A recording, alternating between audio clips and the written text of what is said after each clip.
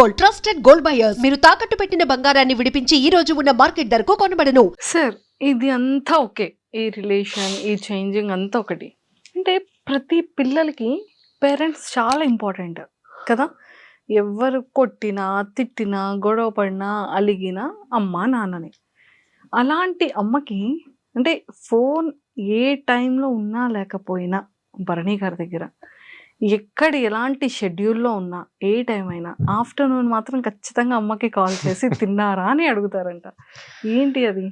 Father చనిపోయినప్పుడు ఇంకెవరు settle అవ్వలేదు లైఫ్లో. ఆవిడ ఆయన సిస్టర్కి ఒక్కరికే మ్యారేజ్ చేశారు. అప్పటికి ఇంకా మేము అంటే ఇది ప్రపంచం అని చెప్పి తెలియదు. ఇంకా లక్కీగా మా అన్న జాబ్లోకి వెళ్ళాడు. సో ఒక ఏ బాధ్యతలు లేకుండా మేము ఇలాగే ఉండాలని చెప్పి రుద్దకుండా వాళ్ళు I can't say they are very rich. వాళ్ళకున్న దాంట్లో మాకు ఎప్పుడు ఏ ఇబ్బంది లేకుండా చూసుకునే వాళ్ళు. సడన్గా ఫాదర్ చనిపోయేటప్పటికి అన్నకి జాబ్ పరంగా వేరే చోట ఉన్నాడు. చెల్లికి మ్యారేజ్ అయిపోయింది కాబట్టి తన ఫ్యామిలీ బావగారాలతోటి. అమ్మ నేనే కదా, ఇంకప్పుడు అమ్మ నాతోనే ఉండాలి. అంటే డాడీ చనిపోయిన దగ్గర నుంచి 94 అంటే 31 ఇయర్స్ నాతోనే ఉందమ్మా. తను ఇప్పుడు అంటే ఏదో తనకున్న దాంట్లో ఫాదర్ ఏదో సంపాదించిన దాంట్లో అందరినీ వాళ్ళ 4 తమ్ముళ్ళు చూసుకున్న దాంట్లో ఏ రోజు కూడా నాకు ఇది లేదు అని ఎప్పుడు అనిపించలేదు. అంటే ఏ రోజు కూడా నా ఆకలితో పడుకోనివ్వలేదు ఆవిడ. అండ్ అంటే అది నేను డెసిషన్ తీసుకున్న ప్రతిసారి అది రాంగ్ డెసిషన్ రైట్ డెసిషన్ నేను చెప్పలేను, కానీ ఒక పిల్లర్లా నిలబడిపోయింది ఆవిడ స్ట్రాంగ్, మెంటలీ స్ట్రాంగ్గా నేను చెప్పలేను. బట్ నా విషయం వచ్చేటప్పుడు పర్టికులర్ నా విషయం వచ్చేటప్పటికి ఆవిడ మెంటల్లీ స్ట్రాంగ్గానే బిహేవ్ చేసేది నా దగ్గర. నేనున్నాను నీకు అన్నట్టు బిహేవ్ చేసేది. ఇది కావాలి, ఇది అవసరమైంది అని చెప్పండి ఏదో రకంగా తెచ్చేసేది. అది ఎలా తెచ్చేదో తెలిసేది కాదు. మేబీ తర్వాత తెలిసేది. తను గోల్డ్ ఏదైనా పెట్టేసి తెచ్చేదో, తను ఎవరి దగ్గర హ్యాండ్ లోన్ కింద తీసుకుని తెచ్చేదో తెలిసేది కాదు. కానీ బట్ ఇది లేదు అన్నమాట నోట్లోంచి ఎప్పుడు రాలేదు. అంటే నా జన్మనిచ్చిన తల్లే అలా ఉంటుందని నేను అనుకున్న. తల్లులు అందరూ అలాగే, అందరు అమ్మలు అలాగే ఉంటారు అనుకుంటాను నేను. మేబీ ఆవిడ వలన నేను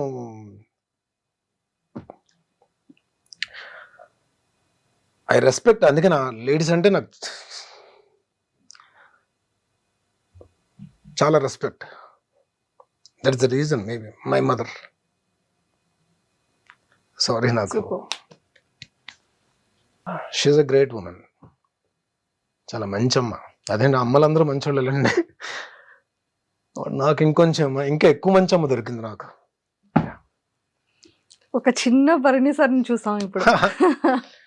సారీ మంజుష గారు, కొంచెం నేను కంట్రోల్ చేసుకుందాం అనుకున్నా, కంట్రోల్ అవ్వలేదు. కానీ సెట్ లో ఉన్న వాళ్ళందరికీ కరెంట్ వాటర్ వచ్చింది. మీ కళ్ళ నీళ్ళు వచ్చి ఇంకా అది ఇంకా వచ్చింది. అమ్మ కదా అమ్మ. సో వాళ్ళ తర్వాతే ఏ ప్రపంచం అయినా. Super sir. సార్ ఏదో ఇందాక స్టార్టింగ్ లో చెప్పారు మమ్మీ ఏదో అన్నారు అని. ఏం సార్? ఏదండి? మీరు ఒక రియాలిటీ షోకి అడుగు వేయబోతున్నారు. నేను ఒక షోకి వెళ్తున్నానమ్మా అని చెప్పంటే క్యాజువల్ గా తీసుకుంది. అవునా, ఓకే అని చెప్పిన తర్వాత ఏ షోకి వెళ్తున్నానో చెప్పాను నేను. అని చెప్పంటే సరే ఓకేనన్నా అని చెప్పాను. ఎప్పుడు వెళ్తున్నావు అని చెప్పంటే ఇలాగా వెళ్తే మోస్ట్లీ 5th or 6th వెళ్ళొచ్చమ్మా అని చెప్పాను. ఎందుకు నాన్న 5, 6? నాగార్జున గారికి చెప్పొచ్చు కదా, నీ బర్త్డే అయిన తర్వాత 9 దాటిన తర్వాత వెళ్ళు అని చెప్పాను. సార్ అప్పుడు ఏమనుకున్నారు మీరు? నవ్వుకున్నా అండి. పాపం ఆవిడకి ఏంటంటే నా బర్త్డే 9th కదా పాపం. అయిన తర్వాత ఆవిడ ఏదో పాపం ఏం లేదు పాపం ఆ రోజు ఏదో పాపం నాతో పాటు నేను కూడా I spend time with her ఎక్కువ. సో ఉంటానేమో అని చెప్పి చిన్న ఆశ. ఆవిడకున్న ప్రేమ అలా పలికించింది. వెళ్ళి నాగార్జున గారితో చెప్పంటుంది. సార్ మమ్మీ చూస్తుంటారా బిగ్ బాస్? బిగ్ బాస్ చూస్తుంది, అప్పుడప్పుడు ఎపిసోడ్స్ చూస్తుంది. పాపం ఇప్పుడు డెఫినెట్ గా కూర్చొని చూస్తుంది. ఇప్పుడు నేను చేసిన ప్రతి సీరియల్ వాచ్ చేస్తుందండి. అంటే సీరియల్స్ కూడా మంచి మంచి సీరియల్స్ చూస్తుంది. సో నేను యాక్ట్ చేసిన సీరియల్స్ అన్ని చూస్తుంది. తూర్పు పడవలో ఫాదర్ క్యారెక్టర్, అది చాలా మంచి క్యారెక్టర్. క్యారెక్టర్ పేరు అంకయ్య దొర. యాక్చువల్లీ దాసరి గారు రాసుకున్న క్యారెక్టర్ అది. సో ఆ క్యారెక్టర్లో నేను చేశాను. డాటర్కి ఫాదర్కి ఉన్న రిలేషన్ భలే ఉంటుంది. ఒకరోజు ఎపిసోడ్ అయిపోయి నేను ఇంటికి వచ్చాను. నేను 2-3 ఇంటర్వ్యూలో కూడా చెప్పినట్టున్నా. షూటింగ్ ప్యాకప్ అయ్యి ఇంటికి వచ్చాను. 7:30కి ఎంతకు వచ్చేది అది. నేను వచ్చేటప్పుడు 9 ఎంత అయింది. అలా కూర్చొని ఉంది. ఏమ్మా అంటే చాలా మంచి సీన్ అప్పుడే టెలికాస్ట్ అయింది. అద్భుతం రా, అంకయ్య దొర అక్కడ బర్నీ కదా, అంకయ్య దొర కదా అంకయ్య దొర తినేసాడు ఈరోజు.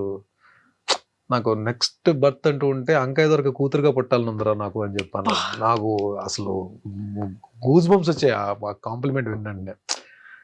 ఆ మదర్ నుంచి ఆ మాట వచ్చేటప్పటికి అద్దరిపోయింది. ఏమీ చేశాడు రా అంకయ్య దొర మాత్రం. అసలు bond, relation between daughter and father అద్భుతంగా ఉంది. ఫాదర్ అంటే అలా ఉండాలి అని చెప్పాను. ఫ్యూ కాంప్లిమెంట్స్ అవి లైఫ్ లో మర్చిపోలేని కాంప్లిమెంట్స్. సీతామహాలక్ష్మి మా టీవీ స్టార్ మల అది నిజంగా ఎంత మంది ఫేవరెట్ సీరియల్ కదా సార్ ఆ టైంలో.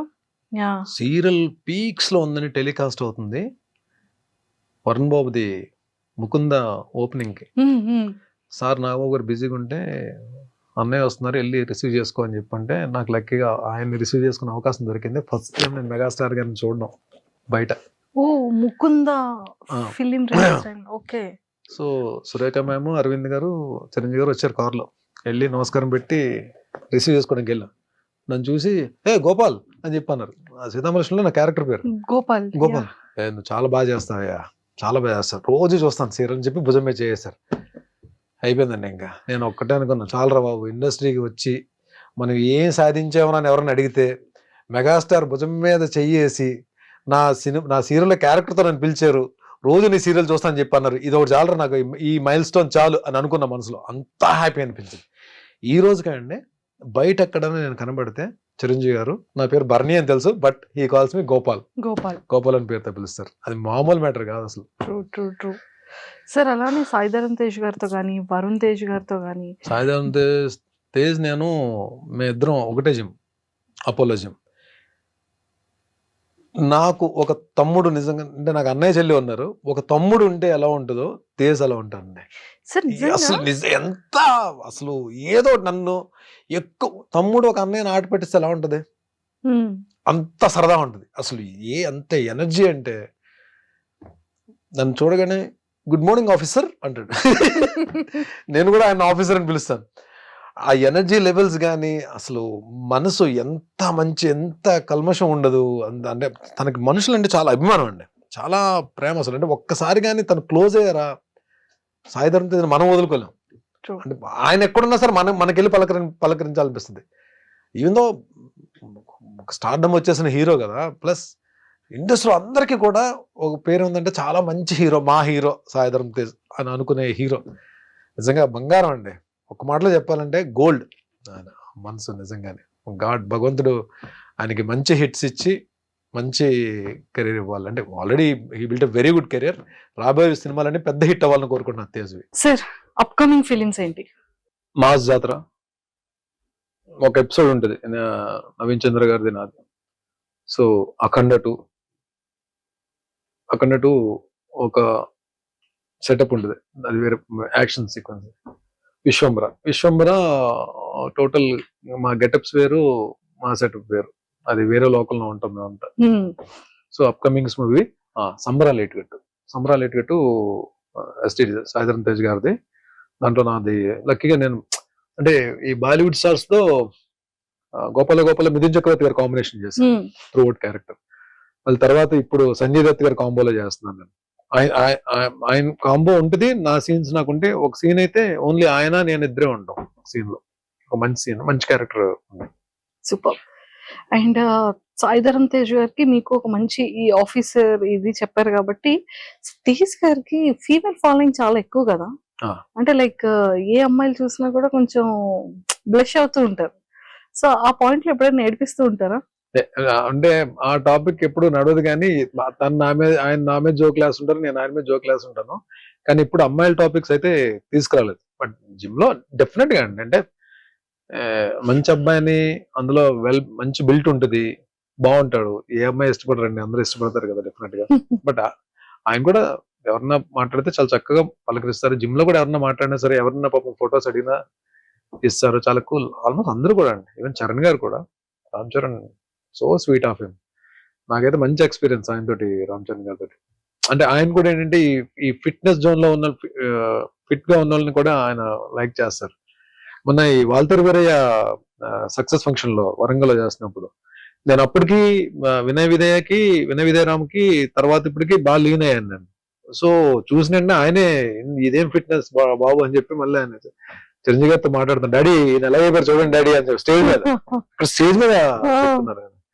ప్లస్ ఆయన వెరీ గుడ్ ఆర్టెడ్ ఆయన.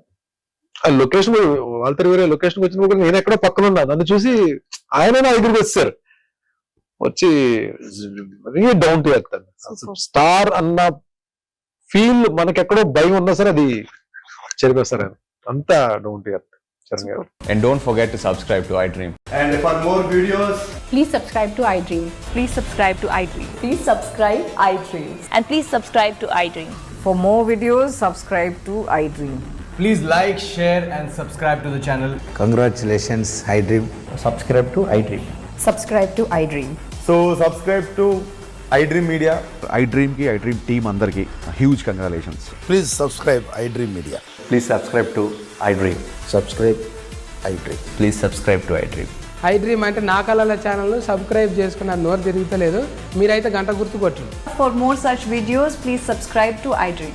Subscribe to iDream. Please subscribe to iDream. Please subscribe iDream Media. Please do subscribe to iDream. Please subscribe to iDream Media. For best entertainment and information, please subscribe iDream.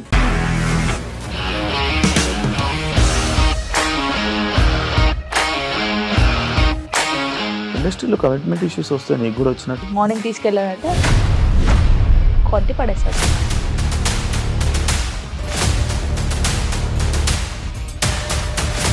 ఒక్కళ్ళు కూడా చూడలేదు ఈ cinema అని చెప్పడానికి కూడా చాలా ధైర్యం కావాలి. అది నిజం కదా, దాంట్లో ధైర్యం ఏంటి? ఇది నెక్స్ట్ డే ప్లేట్ మార్చేస్తే తప్పు కదా. As of now we are comfortable this అని నేను అనుకుంటున్నాను. రష్మిక గారిది మీది ఒకే ఊరు అంట కదా. నీకు కోపం వచ్చిందంటే బాగా తిట్టేత్తరా? తిట్టేద్దామండి. నిజంగా గేమ్ ని ఎలా చేంజ్ చేయగలిగారు? ఏపీఎస్ఎఫ్సి వాళ్ళకి 6 నెలల్లో నేను 6 లక్షలు కట్టా. బిజినెస్ చేయాలనుకుంటే it is as difficult as riding a tiger.